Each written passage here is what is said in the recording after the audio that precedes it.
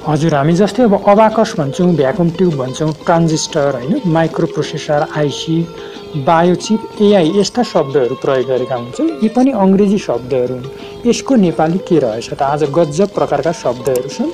कृपया च्यानलमा नवीन हुनुहुन्छ र रुचिकर लागेमा हजुरले सदस्यता पनि ग्रहण गर्न सक्नुहुन्छ। यस खोज अनुवाद युट्युब च्यानलमा सिकौँ अनि सिकाउँ शब्द खोज्न जिज्ञासु बनौँ। भाषा हाम्रो जननी हो। जस्तै अब हामी अबाकस भन्छौँ, vacuum tube, transistor, micro processor, आइसी, बायोचिप, एआई इत्यादि शब्दहरू प्रयोग गरेका हुन्छौँ। आज सूचना सञ्चार प्रविधिसँग सम्बन्धित शब्दहरू रहेका छन्। जस्तै अब हामी अबाकस भन्छौँ, के रहेछ है त नेपालीमा? यसलाई गणना फलक यन्त्र, गणना सङ्ख्या यन्त्र भनेर पनि भनिन्छ। भ्याकुम ट्युब भन्छौँ, यसलाई निर्वात नलिका यन्त्र भनेर पनि भन्छ। अरू पनि अर्थहरू हुन सक्छन्। ट्रान्जिस्टर भन्छौँ, यसलाई अर्धचालक परिवर्तक यन्त्र भनेर पनि भनिन्छ। ट्रान्जिस्टरलाई माइक्रो प्रोसेसर भन्छौँ, यसलाई सूक्ष्म संसाधक यन्त्र अथवा सूक्ष्म संस्कारक यन्त्र भनेर पनि भनिन्छ।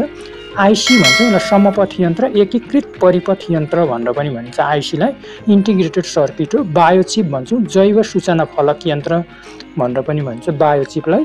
एआई भन्छौँ, एआईलाई कृत्रिम बौद्धिकता भनेर पनि भनिन्छ। अरू पनि यसका पर्यायवाची रूप हुन सक्छन्। म आगामी समयमा पनि विभिन्न विधासँग सम्बन्धित शब्दहरू समेट्ने प्रयास गर्नेछु। कृपया अन्य सामाजिक सञ्जालमा पनि हजुरले प्रेषित गर्न सक्नुहुन्छ। मेरो विनय, हजुरले सदस्यता पनि ग्रहण गर्न सक्नुहुन्छ, जसले गर्दा आगामी समयमा पनि विभिन्न यस्ता शब्दहरू समेट्ने मलाई पनि ऊर्जा मिल्नेछ। सम्पूर्णको जय होस्।